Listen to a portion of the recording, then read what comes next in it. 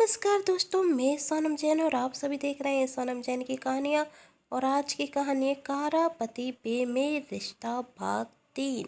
यदि आप सभी को मेरे द्वारा लिखी गई ये कहानी पसंद आ रही है तो जल्दी से कर लीजिए चैनल को सब्सक्राइब और पास में जो बेल आइकन का बटन है उसे प्रेस जरूर कर दीजिएगा, क्योंकि इसी से मिलेंगी आप सभी को मेरी आने वाली हर कहानी की नोटिफिकेशन। कहानी पसंद आ रही है तो वीडियो को लाइक भी कर दीजिएगा, क्योंकि इससे मुझे मिलती है कहानियाँ लिखने के लिए प्रेरणा। और कहानी को अपनों के साथ शेयर करना बिल्कुल ना भूलें। तो चलिए कहानी शुरू करते हैं।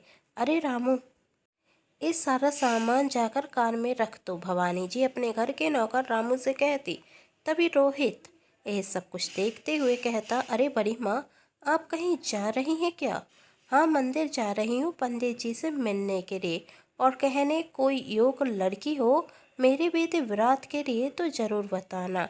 एक काम करो, तुम भी अपने पिता की मदद कर दो सारा सामान कार में रखवाने में।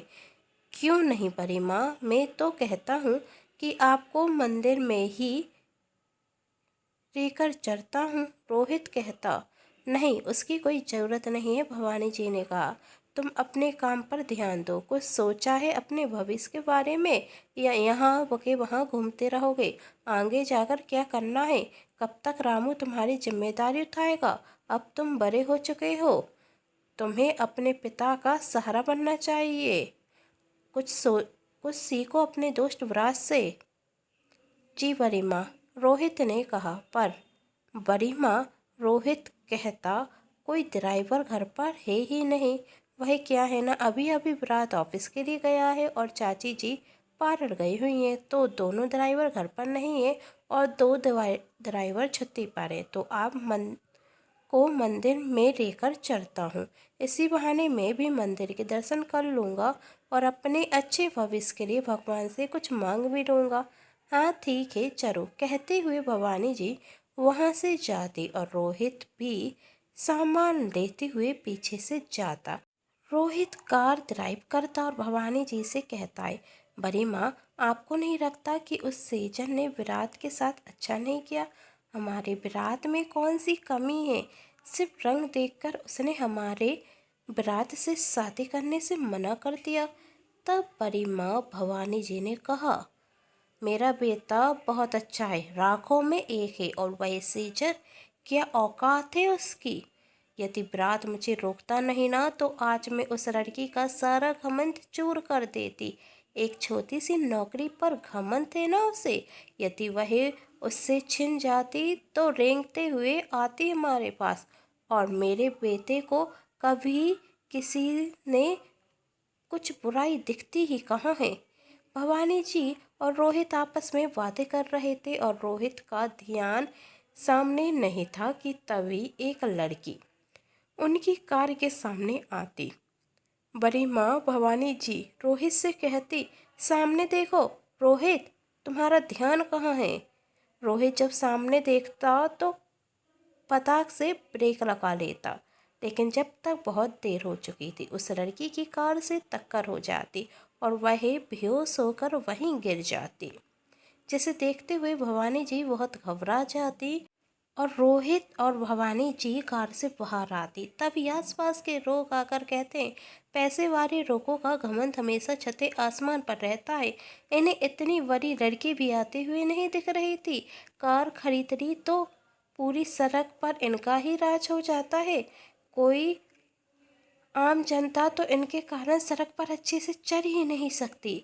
तभी भवानी जी कहती, यदि आप सब हमें ज्ञान न दें और हमारी मदद करें तो इस लड़की को हम अस्पताल लेकर जा सकते हैं।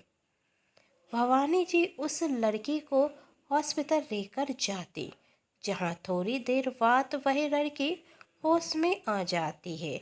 जब तक विराट को भी पता चल चुका था कि भवानी जी की कार से एक लड़की का एक्सीडेंट हो गया है और वह भी ऑफिस से हॉस्पिटल आ जाता और अपनी बड़ी माँ से पूछता, बड़ी माँ ठीक तो हैं आप? तब भवानी जी ने कहा, मैं तो बिल्कुल ठीक हूँ, पर तुम्हारे बेवकूफ़ दोस्त रोहित की वजह से उस मासूम लड़की को जरूर चोट आ गई है।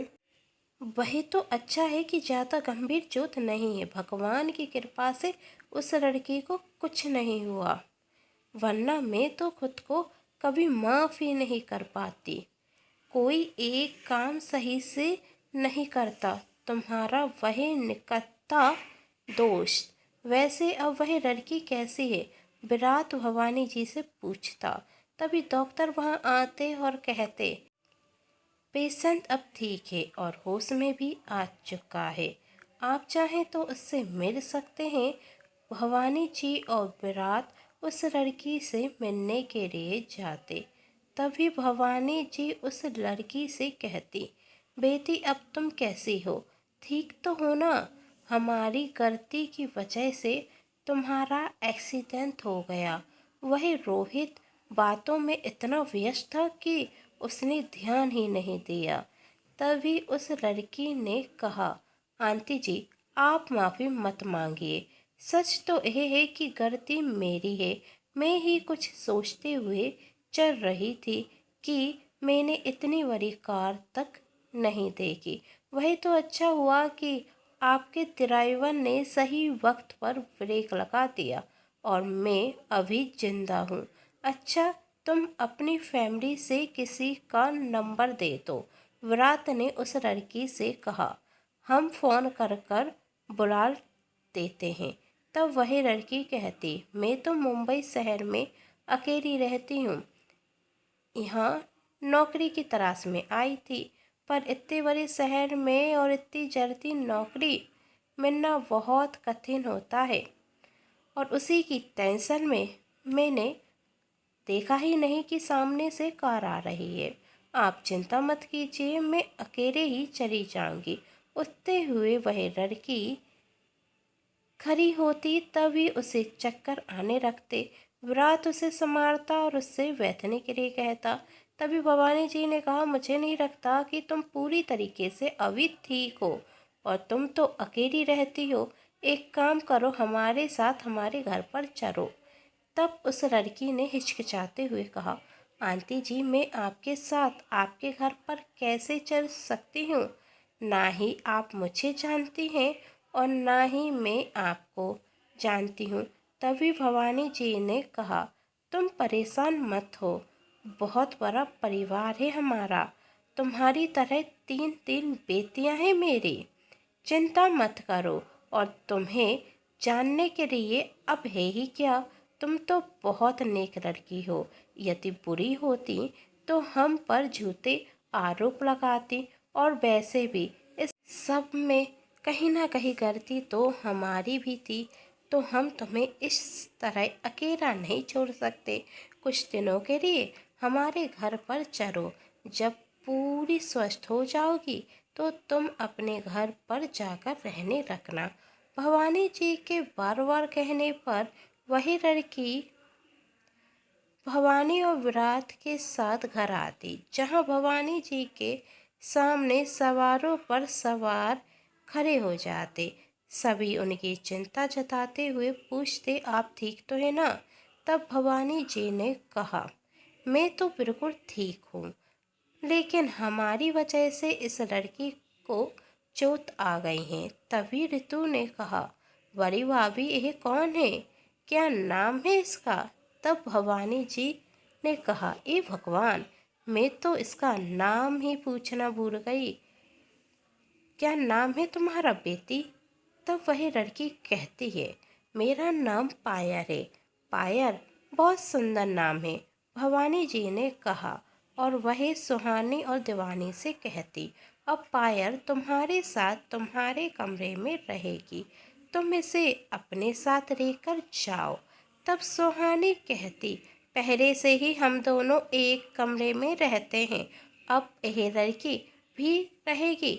हमें तभी पायल बीच में ही पड़ती है। आंटी जी, मैं किसी पर बोझ बनना नहीं चाहती। मैं अपने घर पर जाकर आराम से रह सकती हूँ। तब भवानी जी ने कहा, इतना बड़ा घर है हमारा, क्या हम इसे रुकने के लिए एक कमरा भी नहीं दे सकते? तभी वह विराट की माँ से कहती, गेस्ट रूम की सफाई करवा दो, पायल अब वहीं रहेगी। तभी सुहानी दीवानी से धीरे से कहती, इस लड़की को देखकर नहीं लगता कि यह इतनी भी बीमार है कि इसे हमारे साथ रहने की ज़रूरत है। मुझे तो लगता है यह एक कोई धोखेबाज है। कहीं रात को हम सब सो जाए और यह चोरी कर कर भाग न जाए। तब दीवानी ने सुहानी से चुप होने के लिए कहा। तब सुहानी कहती, अरे मैंने बहुत देखे हैं ऐसे केस। ऐसी भोली भाली दिखाने वाली लड़कियां मूर्ख बनाकर घर में आ जाती हैं और चोरी कर कर भाग जाती हैं। ऐसी लड़कियां भोली भाली होने का सिर्फ नाटक करती हैं, होती नहीं हैं। तभी दीवानी ने कहा, होते होंगे ऐसे केस, पर जिस घर में भवानी जी हमारी बड़ी माँ रहती हो उस घर में ऐसा हो ही नहीं सकता, क्योंकि इनकी इजाज़त के बिना तो यहाँ पत्ता भी नहीं हिलता। तो तिजोरी के तारे कैसे खुलेंगे?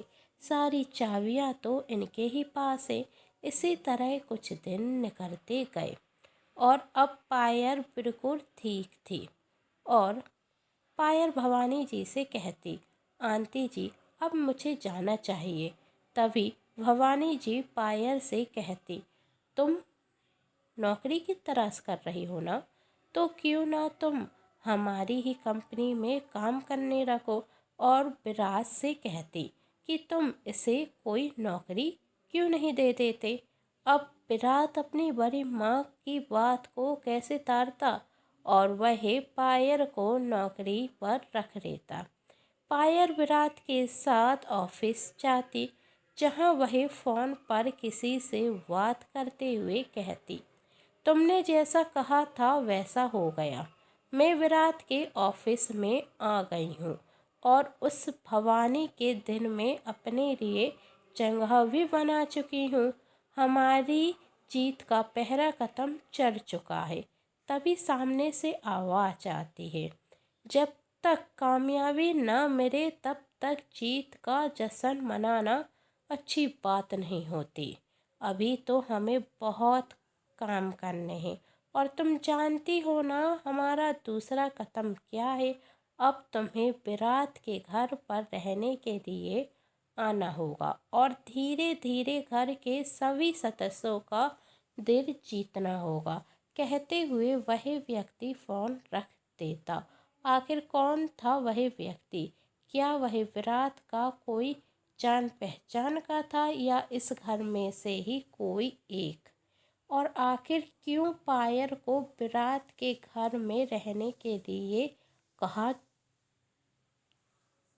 जानना चाहते हैं तो कहानी के साथ बने रहें। आखिर कौन है यह पायल जो विराट की ज़िंदगी में आई है? आप क्या होगा विराट की ज़िंदगी का नया कदम? जानना चाहते हैं तो कहानी के साथ बने रहिए और कहानी का आने वाला भाग देखना बिल्कुल न भूलें। जिसके लिए कर लीजिए चैनल को सब्सक्राइब, क्योंकि जब भी मैं लेकर आऊँ कहानी का अगला भाग तो आप सभी को पता चल सके। और पास में जो बेल आइकन का बटन है उसे प्रेस करना बिल्कुल ना भूलें। कहानी पसंद आने पर चैनल को सब्सक्राइब, वीडियो को लाइक एंड शेयर जरूर कीजिएगा। Thanks for watching.